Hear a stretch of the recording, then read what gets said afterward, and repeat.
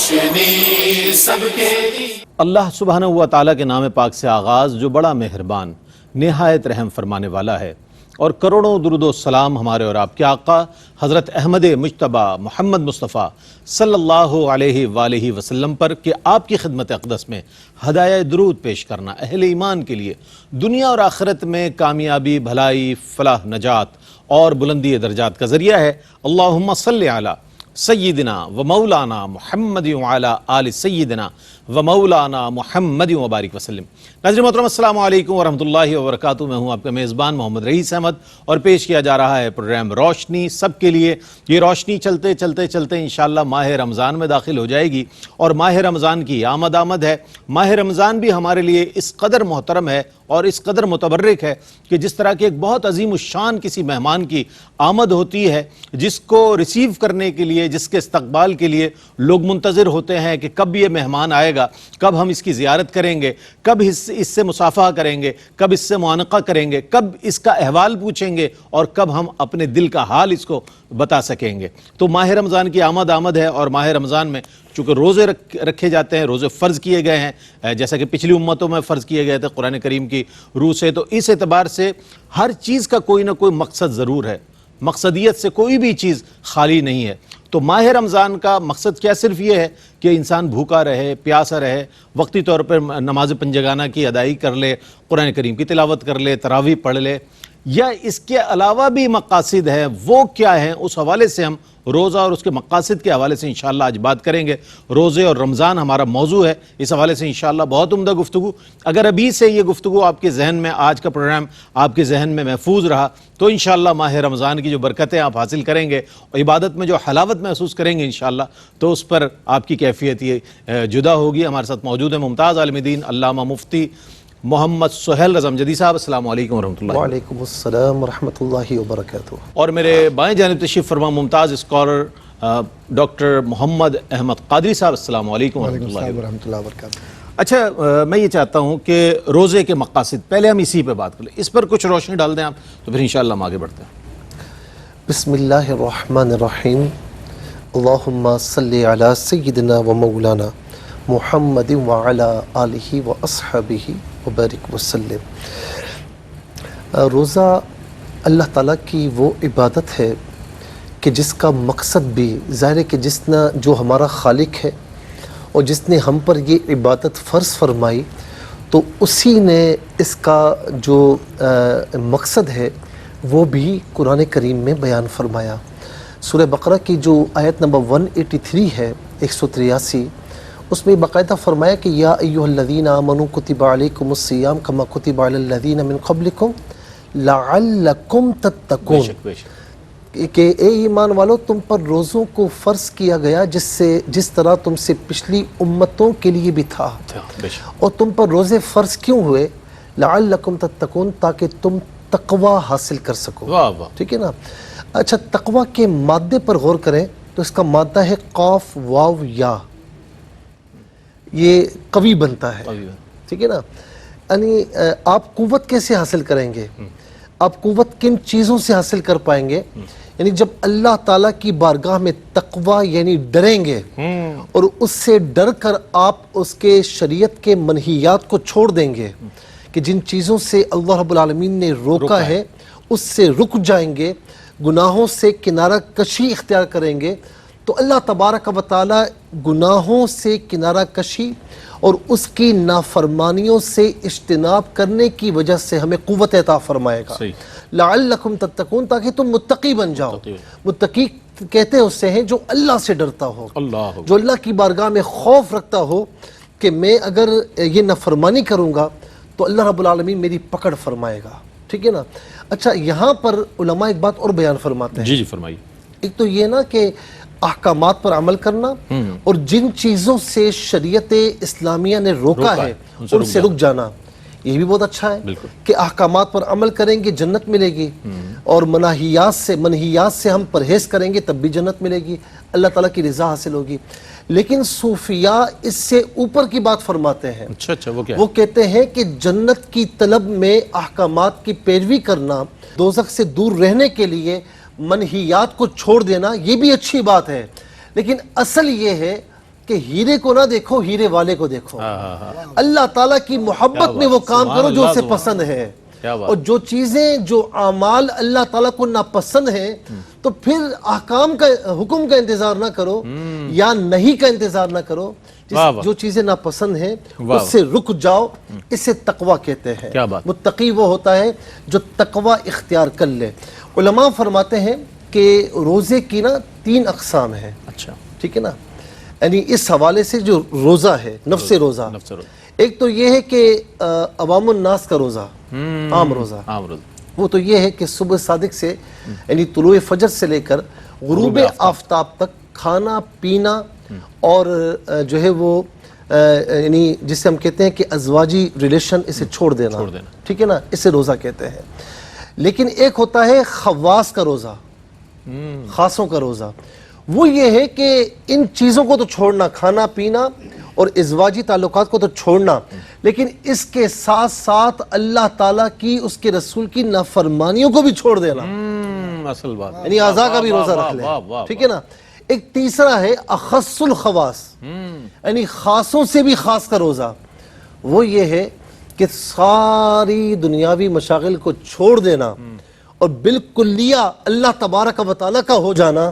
فرمایا کہ یہ خاصوں کا جو خاص ہے نا، یہ ان کا روزہ. اسی لیے نبی علیہ السلام نے فرمایا کہ روزہ ڈھال ہے. ڈھال ہے، بے شک. واہ واہ، بہت اچھے انداز. مقصدیت بھی اور اس کے حوالے سے جو روزے کے 3 مختلف کیٹیگریز ہیں ان کے حوالے سے، اور خاص الخواص کا جو روزہ ہے وہ واقعتاً نبی پاک علیہ الصلوۃ والسلام اور صحابہ اکرام اہل بیت اطہار کے روزوں سے ہمیں معلوم ہوتا ہے کہ کیسے روزے تھے. اچھا، روزے کے معمولات کیا ہونے چاہیے، اس پر ڈاکٹر صاحب بہت خوبصورت گفتگو فرمائیں گے. اور اس کے ساتھ ساتھ آداب، یہ بہت اہم بات ہے جسے ہم پس پش ڈال دیتے ہیں. روزہ ہے، رمضان ہے، روٹین میں سب چیزیں چل رہی ہیں جناب، وہی اللہ گلا. ڈاکٹر صاحب کیا فرمائیے گا اس حوالے سے؟ یہ بہت اہم، اس موضوع کا یہ بہت اہم سوال ہے. اعوذ باللہ من الشیطان الرجیم، بسم اللہ الرحمن الرحیم. مولا صلی وسلم دائما ابدا علی حبیبک خیر الخلق کلہم یا رب بالمصطفیٰ بلغ مقاصدنا واغفر لنا ما مضی یا واسع الکرم. بعد حمد و صلوات کے میں یہ عرض کرنا چاہوں گا کہ برادر محترم حضرت علامہ امجدی صاحب دامت برکاتہ العالیہ نے بہت خوبصورت پیرائے میں مرکزی نقطہ بیان کیا ہے کہ روزہ ہونا کیا چاہیے اور ہوتا کیسے ہے روزہ. اور اگر ہم اس کو سمجھ لیں، اس مرکز کو، تو معاملہ آسان ہو جائے. اصل میں ہر علم کا ایک ادب ہوتا ہے، ہر زندگی کا ایک ادب ہوتا ہے، اور ہر زندگی اور علم کا ایک مقصد ہوتا ہے. صحیح. اور روزے کا ایک مقصد ہے، کیونکہ روزہ براہ راست تربیت نفس اور اصلاح اعمال اور آخرت کی یاد اور غریبوں اور معاشرے سے منسلک کرنے کا نام ہے. واہ واہ، ڈاکٹر صاحب کمال کر دیا آپ نے. واہ واہ. اور اگر یہ نہ ہو تو سمجھیں کہ روزے کے بنیادی مقاصد کو سمجھا ہی نہیں، بھوکے رہ گئے، بھوکے ہی رہ لیے، بس کھانا نہیں کھایا، پانی نہیں پیا. وہ کروایا تھا نا وہ حدیث، ایک طویل حدیث ہے، اس کا مفہوم یہ ہے کہ وہ 2 عورتیں تھیں، حضور کی بارگاہ میں عرض کیا ہے رسول اللہ صلی اللہ علیہ وسلم ہمیں تو، ہم اگر آپ اجازت دیں تو افطار کر لیں. تو حضور نے کٹورا بھجوا دیا. اس کے بعد انہوں نے اس میں کہا کہ قے کرو، تو قے کی، کچھ گوشت نکلا، خون نکلا، کسی کے غذا نکلی. حضور نے فرمایا کہ دن بھر جو جس کام کے لیے کیا تھا انہوں نے پاکیزہ چیزیں تو کھائی، اس کے بعد لیکن یہ بیٹھ کے غیبت کرتی رہی، گفتگو کرتی رہی، نتیجہ یہ ہے سامنے. تو روزہ اگر صرف غذا کھانے کا نام یا دکھاوے کا نام یا صرف تکلیف نہ برداشت کر کے دکھانا کہ جی میں تکلیف سے گزر رہا ہوں، تو یہ نہیں ہے. آداب روزہ میں بنیادی بات یہ ہے کہ عبادت ایسی کیجئے کہ محسوس ہی نہ ہو. برتن پھینکنے اور توڑنے کا نام عبادت تھوڑی ہے. نمک کم ڈال دیا تم نے تو اس کا مطلب ہے کہ روزہ تم نے رکھا ہے کھانے کے لیے. جو کچھ اللہ نے دیا رزق تو روزے دار نے ہی پکایا تمہارے گھر میں، اسی کو کھانا ہے اسی طرح سے. تو یہ بنیادی مبادیات روزے کے یہ ہے کہ ہم توجہ عبادت پر رکھیں. اور روزے کا جو بنیادی نفس یا نفس مضمون ہے وہ روزے کا کیا ہے؟ یہ ہمیں ادب، سکون، اطمینان، معاشرتی رشتوں کا احترام اور باہمی تعلقات، رواداری، اور ساتھ ہی ساتھ شخصیت کی نفسیاتی اور طبی تربیت کا وہ ذریعہ ہے کہ اگر 1 ماہ صحیح معنوں میں ہم یہ کام کر لیں تو ہم مینٹل ڈس آرڈر سے باہر آ جائیں گے اور نارمل ہو جائیں گے. واہ واہ واہ. اور یہ نفسیاتی بیماری کیا علاج بتایا آپ نے؟ جی آسان ہے، آسان ہے. سب سے بڑا مسئلہ یہی ہے، فرسٹریشن ہے. فرسٹریشن ہے نا. اچھا، اب اس فرسٹریشن کے اندر یہ ہو کہ انسان بھوکا ہو، تو وہ ایک اور حدیث اور وہ جو معاملات ہیں جو بزرگان دین نے بھی لکھا، امام غزالی نے بھی لکھا، دیگر بزرگان دین نے بھی لکھا کہ شیطان سب سے زیادہ پیار پتہ ہے کس سے کرتا ہے؟ جو پیٹ بھرا ہو. جب وہ نماز پڑھنے کے لیے جاتا ہے پھر واپس لوٹتا ہے تو شیطان خوش ہوتا ہے کہ اس کا پیٹ بھرا ہوا ہے، یہ غافل ہے عبادت سے. لیکن اگر پیٹ خالی ہو، یہ صوفیاء کرام ہے اللہ جو مجاہدہ بھی کرتے ہیں اور مکاشفہ بھی کراتے ہیں. تو وہ ساتھ میں کہتے ہیں کہ پیٹ خالی رکھو، آدھا رکھو، اور وہ شریعت کے مطابق کہ کتنا کھانا کھانا ہے، کتنا پانی پینا ہے، کتنا خالی رکھنا ہے. تو جب ترتیب یہ آ گئی آپ کے روزے کے اندر تو پھر آپ تراویح میں کھڑے ہو کر ڈکارے نہیں ماریں گے اور نہ بدہضمی کا شکار ہوں گے اور نہ معاشرے کے اندر. جی حضرت پڑھیں گے پھر تو پھر تراویح تو اس کے بعد لیٹے ہوتے ہیں، وہ کہتے ہیں سحری میں بھی اٹھا دینا. تو اب اس سے دیکھیے ہم ایک لائٹ موڈ میں اس وقت بات کر رہے ہیں کیونکہ رمضان مبارک ہمیں جو پیغام دیتا ہے کہ جس وقت ہم اس وقت گفتگو یہ کر رہے ہیں نا تو اس وقت بھی گفتگو کا انداز ٹھیک ہے، تھکن ہوتی ہے اور تکالیف سے بھی ہم گزرتے ہیں، لیکن روزے کے آداب میں کیا ہے کہ آپ اپنے روزے کو ظاہر نہ کیجئے. ظاہر کب ہوتا ہے؟ جب آپ بے ادبی کر رہے ہوتے ہیں، بدتمیزی کر رہے ہوتے ہیں، طبیعت میں بوجھل پن کا، اس کا غصے کا اظہار آپ مختلف معاشرے کے جو افراد ہیں یا حصے ان پر کر رہے ہوتے ہیں. ایک تو بات یہ ہو گئی. دوسرا، امام غزالی رحمۃ اللہ تعالیٰ علیہ کا جو بنیادی قول مجھے یاد آ رہا ہے کہ غزالی رحمۃ اللہ علیہ فرماتے ہیں کہ روزہ صرف یہ نہیں کہ تو نے روزہ رکھ لیا، روزہ یہ ہے کہ ایسا روزہ ہو کہ جو محسوس کیا جائے اور آسمانوں پر اس کی قبولیت بھی ہو. تو اس کے درجات ہیں. ختمی مرتبہ تاجدار مدینہ صلی اللہ علیہ وسلم نے جس خوبصورت پیرائے میں ہماری تربیت فرمائی ہے، ہم کسی سے نہ پوچھیں، ہم خود دیکھ لیں کہ کیا وہ پیرامیٹرز جو حضور نے فرمائے ہم اسے پورا بھی کر رہے ہیں یا صرف روزہ گزار رہے ہیں.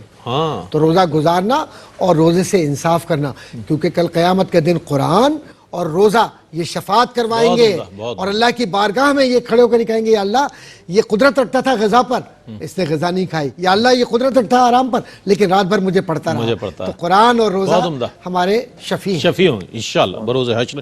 اور یہ تو بہت خوبصورت باتیں دونوں ہمارے اسکالرز نے ابتدائی حصے میں ہی اتنے خوبصورت کلمات ادا کر دیے کہ یقیناً دیکھنے والوں کے لیے اب آنے والے جو سیگمنٹس ہیں وہ بہت زیادہ ان کے لیے منتظر ہوں گے. ایک وقفہ ہے، بس وقفے سے لوٹتے ہیں، ہمارے ساتھ رہیے گا. ناظرین، آپ کا خیر مقدم ہے. روزے اور رمضان موضوع بہت بڑا موضوع، اگرچہ یہ ایک پروگرام اس کا احاطہ تو نہیں کر سکتا، اس میں موجود فضائل اور اس کے مسائل پر ہم کم حق گفتگو نہیں کر سکتے، لیکن چیدہ چیزوں پر بات کر رہے ہیں. انشاءاللہ مفصل انداز میں سحر و افطار میں اس پر بات ہوگی. لیکن آج چونکہ اب تیاری ہے رمضان المبارک کی تو اس حوالے سے روزہ کی قضا کے حوالے سے ہم جاننا چاہیں گے.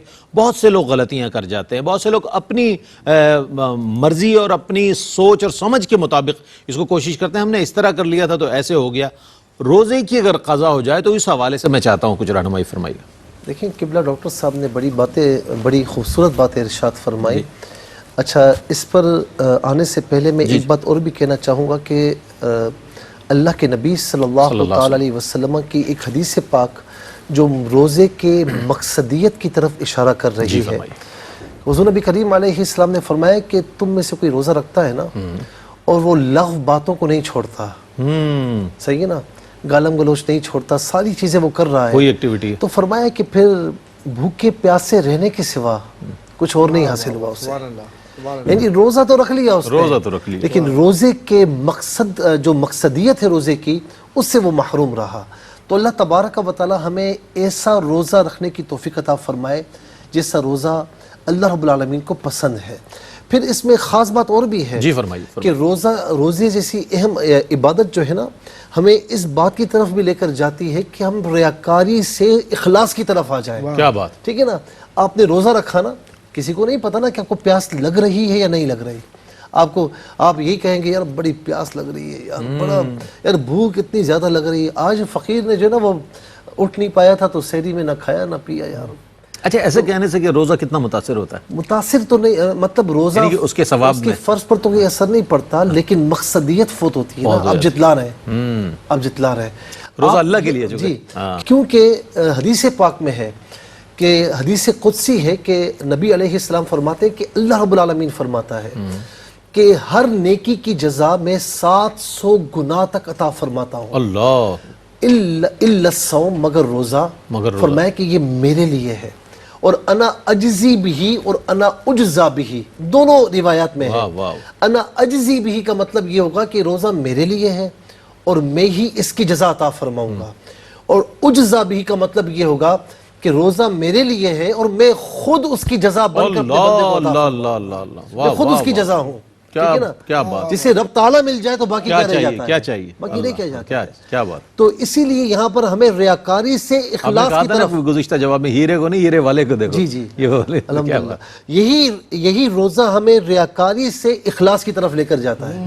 اور بتایا جا رہا ہے کہ کچھ اعمال خدا کے واسطے ایسے کر لو جو اللہ تعالیٰ اور آپ کے درمیان مخفیوں کسی اور کو پتہ نہ ہو. کیا بات. ہم ذرا سی تہجد کیا پڑھ لیتے ہیں, وہ فقیر بس رات کو اڑ جاتا ہے, رات کو جو ہے نا وہ آنکھ کھل گئی تھی اور فقیر نے بھی 2 رکعت نوافل پڑھ لی اور قرآن کی تلاوت بھی کر لیتا ہے. چل ہی رہی ہے. کوئی عمل چھوڑ دو جو اللہ تعالیٰ اور آپ کے درمیان مخفی رہے. صحیح بات. صحیح. میں آپ کو ایک بات بتاؤں, عبادت اللہ تعالیٰ کے لیے نا, سارے اچھے کام اللہ تعالیٰ کے لیے ہیں, تو لوگوں کو بتلانے سے کیا ہوگا؟ آپ کا اجر سارا کا سارا ضائع ہو جائے گا. صحیح. اب آ جائے اس پر روزے کی قضا پر. قضا کے بعد کہ کسی نے روزہ جو ہے وہ خاص حالتوں میں خاص آزار کی بنا پر چھوڑ دیا, کہ سخت بیمار ہے, کہ بیماری بڑھ جانے کا اندیشہ ہے, یا سفر شرعی ہے, اور یا پھر جو ہے وہ روزہ رکھنے کی طاقت ہی نہیں ہے. اچھا, سفر شرعی میں ایک بات عرض کر دوں, باقی تو باتیں بعد میں آئیں گی, کہ اگر آپ نے سفر شرعی شروع کرنا ہے اور آپ نے رات میں شروع کر دیا, اچھا ٹھیک ہے نا, ابھی روزے کا وقت نہیں ہے, طلوع فجر نہیں ہوئی تھی, رات میں آپ نے سفر شروع کر دیا, اب روزہ درمیان میں آیا, آپ کو رخصت موجود ہے. اچھا. لیکن اگر آپ نے مثال کے طور پر صبح 10-11 بجے سفر کرنا ہے یا 8-9 بجے کرنا ہے, اور صبح صادق آ گئی, طلوع فجر آ گئی, تو اب آپ کو روزہ رکھنا فرض ہوگا. اچھا. ٹھیک ہے نا, یہاں پر رخصت نہیں ہوگی. یعنی رخصت اس وقت ہوگی کہ جب جو ٹائم ہے روزے کا وہ اس وقت ہو جب آپ سفر میں ہیں. ٹھیک ہے نا, اس بات کی وضاحت. اچھا, اب کسی وجہ سے بھی آپ نے چھوڑ دیا روزہ, شریف عذر موجود تھا, تو اب یہ نہیں کہ یہ معاف ہے, یہ روزے کی قضا آپ نے کرنی ہے. کرنی. اور یہ ایام منہیہ کے علاوہ, ایام منہیہ کسے کہتے ہیں؟ کہ وہ دن, وہ ایام کہ جس میں روزہ رکھنا جائز نہیں ہے. عید کا دن ہے. وہ کون سے ایام ہیں؟ ایک عید الفطر کا دن ہے, اور باقی 4 دن جو ہیں 10, 11, 12, 13 ذی الحجہ, یہ کل ملا کر 5 دن ان میں روزہ رکھنا جائز نہیں ہے. اس کے علاوہ کبھی بھی آپ جو ہے وہ قضا کر لیں. جتنے روزے چھوڑے تھے بیماری کے عالم میں, یا خواتین بعض اوقات پریگننٹ ہوتی ہیں اور اس حالت میں ہمت نہیں ہوتی, روزے چھوڑے تو بعض اوقات وہ قضا نہیں کرتی, یا ماہانہ ایام آ گئے, اب اس میں بعض اوقات 7, 8, 9 روزے ہوتے ہیں, تو وہ بعد میں کہتے کب قضا کریں, ہم قضا کرنے میں تو سارا یہ ٹائم گزر جائے گا. نہیں, آپ کے روزے چھوٹے ہیں تو آپ نے قضا کرنے, چاہے آپ تواتر کے ساتھ رکھ لیں, چاہے آپ وقفے کے ساتھ رکھ لیں, اللہ رب العالمین اسے قبول فرمائے گا, لیکن قضا کرنی ہے. ٹھیک ہے نا, قضا کے علاوہ چارہ نہیں ہے. ٹھیک ہے.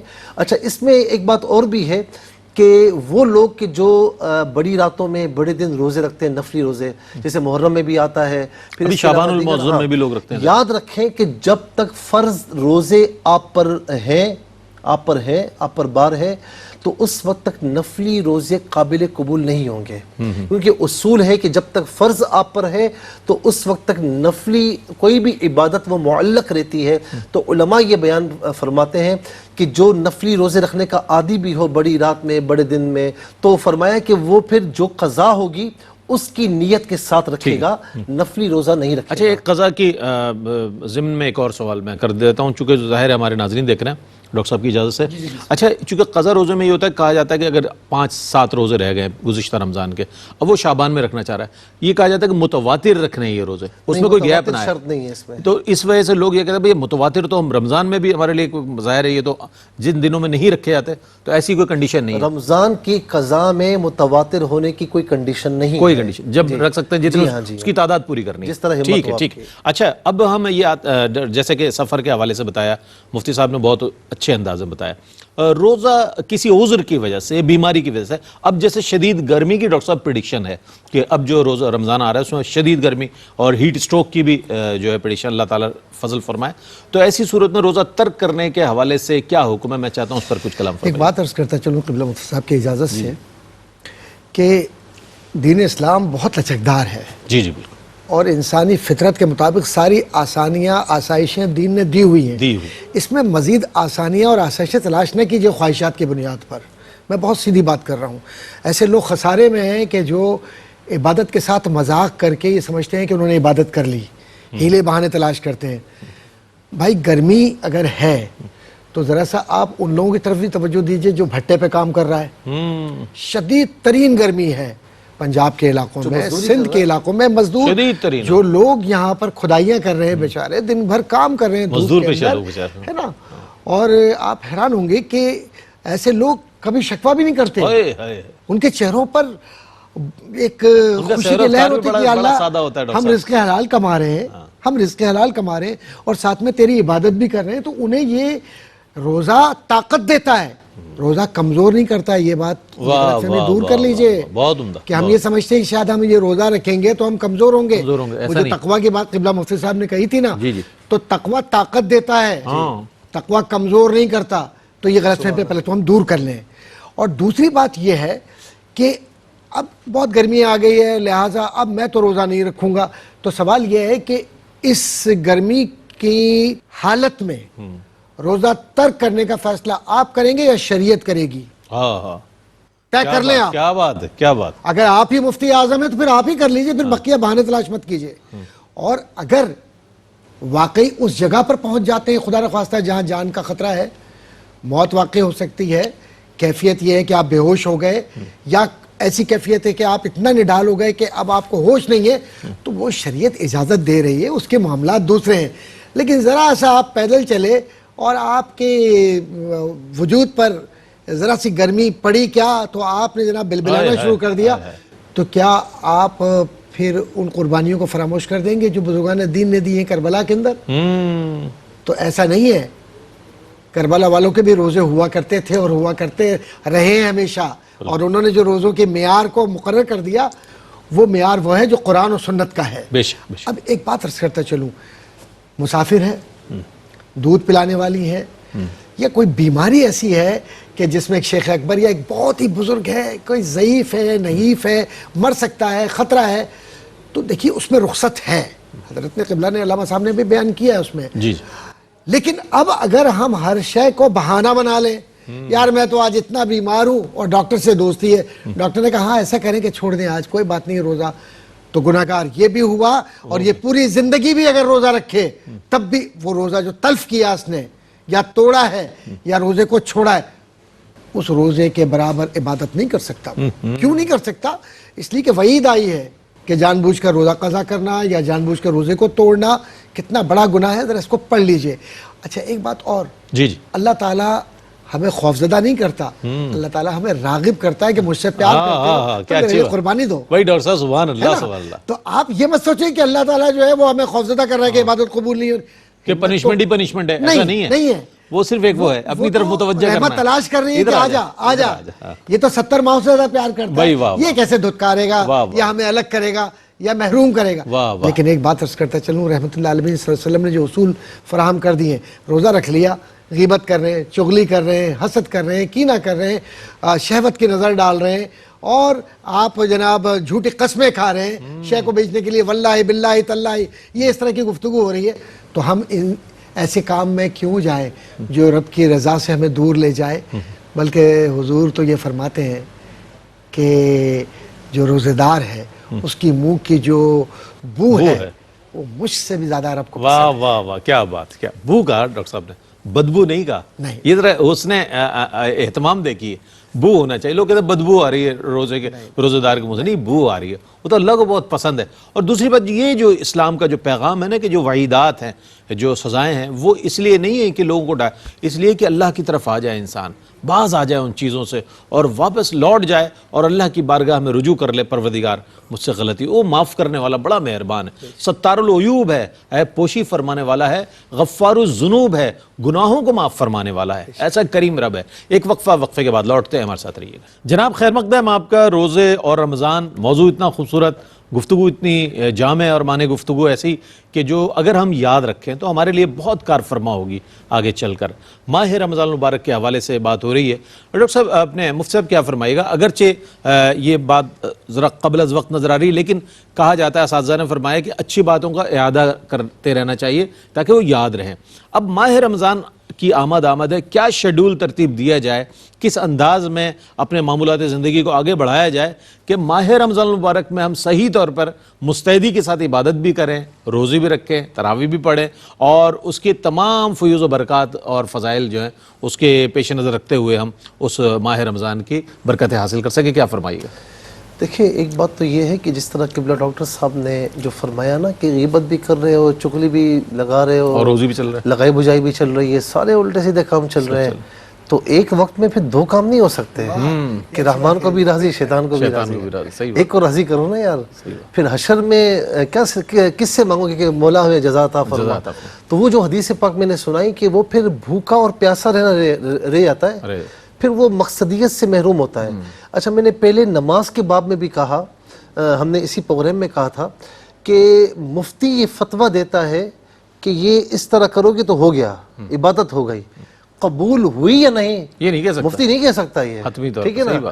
تو جب آپ اپنے روزے میں غیبتیں، چغلیاں، وعدہ خلافیاں، جھوٹ، حسد، کینہ، یہ سارا شامل رکھو گے تو مفتی تو یہ کہے گا کہ بھائی روزہ تمہارا ہو گیا کہ تم بھوک پیاس سے بچے رہے اور تم نے ازواجی تعلق قائم نہیں کیا، بچے رہے، ٹھیک ہے، صحیح ہے. لیکن ہمیں سوچنا ہوگا کہ ان اعمال سے ہمارا روزہ اللہ تعالیٰ کی بارگاہ میں قبول ہوگا یا نہیں.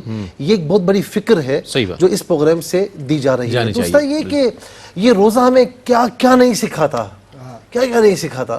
یعنی آپ یہ دیکھیں کہ طلوع فجر سے لے کر غروب آفتاب تک، ٹھیک ہے نا، آپ مسلسل اللہ تعالیٰ کی بارگاہ میں بھوکے پیاسے ہیں اور نفسانی خواہشات سے بھی اپنے آپ کو دور رکھا ہوا ہے، ٹھیک ہے. اچھا، کھانا عام طور پر عام حالت میں کھانا پینا جائز ہے، ٹھیک ہے نا، جائز. اچھا، عام حالت میں جو شوہر بیوی کا ریلیشن ہے بالکل ٹھیک ہے، جائز ہے. اب یہ دیکھیں کہ طلوع فجر سے غروب آفتاب تک جو چیزیں جائز تھیں، رب تعالیٰ کی خاطر اس سے بندہ رک گیا تو 30 دن یا ایک مہینہ 29 دن، یعنی 29 یا 30 دن جب آپ اللہ تعالیٰ کی رضا کے لیے جو چیزیں جائز تھیں ان سے رک سکتے ہو، تو پھر عام دنوں میں جو چیزیں ناجائز ہیں اس سے کیوں نہیں رک سکتے؟ روزہ ہمیں اس بات کی پریکٹس فراہم کرتا ہے. تو پورا مہینہ جو بندہ کام کرتا ہے اس کا عادی ہو جاتا ہے. دوسری بات کیا ہے کہ جب آپ عام حالت میں اتنی عبادت کر رہے ہیں، یعنی ماہ رمضان میں اتنی عبادت کر رہے ہو کہ جی روزہ بھی رکھ رہے ہیں اور نمازیں تو چل ہی رہی ہیں، وہ تو عام طور پر ہر وقت، یعنی 5 وقت ہمیں روزانہ پڑھنی ہے، رمضان کے علاوہ بھی پڑھنی ہے، لیکن اس کے بعد ایکسٹرا عبادت کیا ہو رہی ہے؟ ساری افطاری، روزہ، پھر اس کے بعد قرآن کی تلاوت عام حالت میں بھی ہم کرتے ہیں. لیکن تراویح رمضان کے علاوہ نہیں پڑھی جاتی. رمضان کے علاوہ آپ تہجد پڑھ لیں اور سات اللیل پڑھ لیں، لیکن تراویح ایک ایسی عبادت ہے جو فقط ماہ رمضان میں جو ہے راتوں میں یہ سنت قرار دی گئی کہ ہم پر لازمی کہ ہم اسے پڑھیں. یہ ایسی سنت ہے کہ جو ہمیں پڑھنی ہے. اچھا، اب یہاں پر آپ دیکھیں کہ 20 رکعت نماز تراویح آپ نے ادا کی، ٹھیک ہے نا. جب آپ 20 رکعت نماز تراویح ادا کر سکتے ہیں، ماہ رمضان کے روزے بھی رکھ سکتے ہیں، ساری افطاری بھی کر سکتے ہیں، تو عام حالت میں 5 وقتہ نماز کیوں نہیں پڑھ سکتے بھائی؟ تو وہ آپ کے لیے بدرجہ اولا آسان ہو جاتی ہے. جب ایک مہینہ آپ نے 20 رکعت پڑھی تو آپ کو رمضان کے علاوہ یہ 5 نمازیں آپ کو انتہائی آسان لگنا شروع ہو جاتی ہیں. اچھا، اسی طریقے سے قرآن کی تلاوت کا اگر ہم معمول بنا لیں کہ ہم قرآن کی تلاوت خود بھی کر رہے ہیں اور نماز تراویح میں بھی قرآن کی تلاوت سن رہے ہیں، ایک قرآن وہاں بھی سن رہے ہیں، ایک قرآن یہاں بھی پڑھ رہے ہیں، ٹھیک ہے نا. تو جب آپ 2 قرآن کریم ایک پڑھ رہے ہیں دوسرا سن رہے ہیں، پورے ماہ رمضان لگاتار کنٹینیوسلی آپ نے یہ کیا، تو ماہ رمضان کے علاوہ روزانہ ایک وقت قرآن کریم کی تلاوت کیوں نہیں کر سکتے بھائی؟ تو یہ ایک سائیکل ہے جو ہمیں، یعنی یوں سمجھ لیں کہ روحانی چارجر ہے جو ایک مہینہ ہمیں ایسا چارج کر لیتا ہے کہ بقیہ 11 مہینے ہم بڑی آسانی کے ساتھ 5 وقتہ نماز بھی پڑھ سکتے ہیں، روزانہ قرآن کریم کی تلاوت بھی کر سکتے ہیں. دوسری بات یہاں پر ایک یہ بھی ہے کہ اللہ رب العالمین نے جو آیت نمبر 183 میں جہاں روزے کا حکم دیا نا، تو کما کتب علی الذین کہا، ٹھیک ہے نا، جیسا کہ پچھلی امتوں پر بھی فرض تھا. تو یاد رکھیں کہ یہ ایک ایسی عبادت ہے کہ قدیم مصری، یونانی، رومن، ہندو، ان تمام میں یہ روزے رکھے جاتے تھے. اچھا، پھر اس کے علاوہ موجودہ تورات میں بھی روزے داروں کی تعریف کی گئی. موسیٰ علیہ السلام کے 40 روزے وہ سب کو یاد ہیں. اسی طریقے سے یروشلم کی تباہی کی یاد میں آل یہود بھی ایک ہفتہ روزہ رکھتے تھے. ٹھیک ہے. اچھا، آدم علیہ السلام ایام بیت کے روزے رکھتے تھے 13، 14 اور 15 تاریخ کو. سلیمان علیہ السلام مہینے کے آغاز میں، درمیان میں اور آخری عشرے میں 3 روزے رکھتے تھے. صوم داؤدی ایک دن چھوڑ کر ایک دن روزہ، یہ تمام روزے موجود ہیں. فرمائے کہ یہ ایسی عبادت ہے جو فقط تم پر فرض نہیں کی گئی، تم سے پچھلی امتوں پر. یہ کیوں فرمایا؟ آپ ذکر کریں، آپ روڈ پر جا رہے ہیں اور آپ کی کار کا جو ٹائر ہے وہ پنچر ہو گیا. صحیح ہے، 12 بجے کا وقت ہے، رات کی تنہائی ہے، آپ باہر نکلے بڑے پریشان ہیں. اچھا، بہت زیادہ پریشانی ہو جاتی ہے کہ بالکل تنہائی، کوئی بھی نہیں ہے. لیکن اگر آپ باہر نکلے اور ایک سامنے گاڑی اور بھی کھڑی ہے جس کا ٹائر پنچر ہے، تو آپ کہیں گے چلو ایک ساتھی تو مل گیا، تو تھوڑی سی پریشانی کم ہو جاتی ہے. تو یہاں فرمایا کہ تم پر پہلی مرتبہ فرض نہیں کیے گئے، پہلے بھی ایسا ہو چکا ہے، تم سے پچھلی امتوں پر بھی فرض کیے گئے تھے. تو مشقت آسان ہو گئی، کام سہل ہو گیا، آسان ہو گیا. اور دوسری چیز ہے کہ یہ جو بڑی اہم ہے، پچھلی امتوں پر بھی روزے تھے، اس امت پر بھی روزے ہیں. لیکن جو اس امت کے روزے ہیں ان کی مثال تو دی جا سکتی ہے، کمپیئر نہیں کیا جا سکتا. پچھلی امتوں کے لیے اتنا ثواب نہیں تھا جتنا ثواب امت محمدی کے لیے ہے. ڈاکٹر صاحب کیا پیغام دیجیے گا، چونکہ روزے اور رمضان ہمارا موضوع ہے، اس حوالے سے ہمارے ناظرین کے لیے آپ اپنا اہم پیغام آج کے اس پروگرام کے حوالے سے. میں اپنے بہن بھائیوں سے یہ عرض کروں گا کہ جو آج کی گفتگو ہے، اس گفتگو میں کچھ باتیں ہم اپنے ذہن میں رکھیں کہ روزہ اللہ کے لیے ہے اور اللہ ہی اس کی جزا ہے. تو اللہ کو خوش کرنے کا طریقہ یہ ہے کہ اس میں سے کوئی دکھاوا نہیں ہونا چاہیے، اور اپنی زبان کا، اپنے بدن کا، اپنے ذہن کا، اپنے رویے کا، اپنی زندگی کے معمولات کا انداز یہ ہونا چاہیے کہ یہ جو ہم دل آزاری کرتے ہیں تو ہم یہ عہد کر لیں کہ اس مہینے سے یا اس لمحے سے، جس لمحے میں ہم سن رہے ہیں کہ یہ شعبان جو حضور کا مہینہ ہے، ہم حضور سے وعدہ کر لیں کہ سرکار آنے والے مہینے کو ہم ناراض نہیں کریں گے. آج سے ہم اپنی یہ جو ایسی عادتیں جس سے دوسروں کو تکلیف پہنچ رہی ہے، ہم اس سے آج اپنے آپ کو الگ کر رہے ہیں اور پوری زندگی الگ رہیں گے، کیونکہ یہ سنت مصطفیٰ ہے صلی اللہ علیہ وسلم. تو ہم سنت کو پکڑ لیں تو میں یقین سے کہہ سکتا ہوں کہ رمضان کا جو آنے والے لمحات ہیں اس کے فیوز و برکات کو ہم حاصل کر سکیں گے. اور دوسری بات یہ کہ نہ میں ناسے ہوں نہ آپ ناسے ہیں، اصل بات تو ناسے قرآن ہے اور ناسے نبی کریم صلی اللہ علیہ وسلم کی ذات ہے. اور انہوں نے نصیحت فرما دی ہے کہ اگر انہیں راضی رکھنا ہے تو ان اصولوں پہ چلیں کہ غیبت، چغل خوری اور رشوت، لوگوں کی ناراضی یا لوگوں کو تکلیف دینا زبان و بیان سے یا جسمانی اعضاء سے، کوئی ایسے گناہ کرنا کہ جو جس سے منع کیا گیا ہے، ہم جب ان سے باز آ جائیں گے نا تو ہمارا روزہ ایک مقصد کی طرف لے جا کر عبادت سے منسلک کر کے ہمیں سرخرو کرے گا. ورنہ یہ ہے کہ نہ خدائی ملا، نہ وصال صنم، نہ ادھر کے رہے نہ ادھر کے. واہ واہ واہ. میں بہت شکریہ ادا کروں گا ڈاکٹر صاحب آپ کی تشریف آوری کا، تشریف لایا مفتی صاحب آپ کی تشریف آوری کا، بہت شکریہ. ناظرین محترم، بہت سارے رذائل اخلاق کے حوالے سے بہت ساری باتیں سامنے آئی. اس میں چند باتیں اور بھی ہیں، وہ یہ کہ ناپ تول میں جو کمی کرتے ہیں اس کے حوالے سے، ذخیرہ اندوزی کر لیتے ہیں، گراں فروشی کر لیتے ہیں. ماہ رمضان میں چونکہ چیزیں بہت زیادہ تعداد میں بک رہی ہوتی ہیں، فروخت ہو رہی ہوتی ہیں، تو اس کو گراں فروشی کے طور پر بھی بڑا سرمایہ اکٹھا کیا جاتا ہے، اور پھر بجائے اس کے کہ ازراہ ثواب، حصول ثواب کے لیے اس کی قیمت کم کی جائے، قیمت بڑھا کر اس کو فروخت کیا جاتا ہے. اسی طرح ٹریفک میں جو لوگ پھنسے ہوئے ہوتے ہیں، اس میں ایک ایسی ہم نے فرسٹریشن دیکھی ہے کہ لوگ یہ دیکھتے ہیں کہ ایک دوسرے سے دست و گریباں ہو جاتے ہیں. چونکہ روزہ افطار کے لیے ہر شخص کو جلدی ہوتی ہے، اس میں بھی بڑے تحمل کا اور صبر کا مظاہرہ کرنا ہے. بہت ساری چیز، اگر آجر ہے تو اس کے لیے اپنی زندگی کے بہت ساری ایسی چیزیں ہیں جو ماہ رمضان میں وہ اقدامات کر کے ثواب حاصل کر سکتا ہے. اجیر اگر ہے تو اجیر کے لیے بھی یہ ہے کہ وہ اپنے دیانت داری کے ساتھ جو ہے وہ اپنے فرائض انجام دے کر اس روزے کو مزید اس میں اس کی برکتیں حاصل کر سکتا ہے. اسی طرح جو جس منصب پر ہے اس پر، چونکہ ظاہر روزے تو سب پر فرض ہیں، تو جو جس منصب پر ہے اگر وہ اپنے فرائض منصبی صحیح طور پر ادا کر رہا ہے، اور بطور خاص میں تو بزنس کمیونٹی سے کہوں گا کہ جو تاجر حضرات ہیں جن کی طرف نظریں لوگوں کی رہتی ہیں، اور یہ مہنگائی جو جس تیزی سے بڑھ رہی ہے، اس اعتبار سے اگر آپ اس سال مہنگائی کی بڑھتی ہوئی شرح کو سامنے رکھتے ہوئے آپ لوگوں کے لیے اگر قیمتوں میں کمی کر دیں حصول ثواب کے لیے، کہ اللہ کو راضی کرنے کے لیے، تو میں سمجھتا ہوں کہ ماہ رمضان کی جہاں آپ کو روزے کی برکات حاصل ہوں گی، جہاں آپ کو تلاوت کی، جہاں آپ کو تراویح کی اور دیگر برکات حاصل ہوں گی، آپ کی اس حسن نیت کی بہت بڑی آپ کو برکت ملے گی